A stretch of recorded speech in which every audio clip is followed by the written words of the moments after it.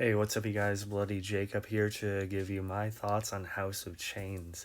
House of Change Chains is a Lifetime original movie that aired in 2022 and stars Mina Suvari as well as Grayston Holt. And it tells the story based on some real events and real people about this married couple that keep their however many children locked in the house, just completely shut away from any activities, school eventually. Well, they kind of forced them to follow this like really cult like religious doctrine. Um, and then it's about the kids conditioning with it, and one of them eventually kind of talking to someone online when they get a hold of a phone, um, and sort of kind of the unraveling of things, as it sort of plays out.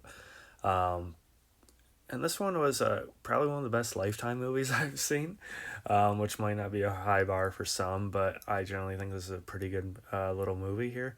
Uh, Mina Savari, I absolutely love. She's become one of my favorites. I know I say that about a lot, but she has a much more extensive filmography than you think. Her memoir is fantastic. Just seems to be a really, really great human being. Um, she's good here. She's kind of the more conflicted between her and her husband in it. Although she's still culpable, with going along with everything, and of course doing some things herself, not just holding the children captive, but some physical abuse as well. um, so it doesn't really paint anyone in a completely like innocent light in the situation either. You don't know which way she's going to go with it if you don't know the story. You have Grayston Holt as the husband, kind of the main the main dude, orchestrating everything and how they do it. I've seen him in a few things here and there. I was not as sold on him as I was Savari in the movie. I thought he did fine, but there are definitely times where I didn't really buy him. Maybe that's because he's saying these, such off kilter things, or acting in such a kind of an extreme but yet kind of pulled away manner. Um, I know he didn't do a particularly bad job. I just didn't fully get into his part as much as I probably wanted. A couple of the young actors were okay that played the kids. I think much better than they had to be in terms of emotion expression. I thought they actually did a really nice job for the most part. They made their end of things actually feel real. So credit to them.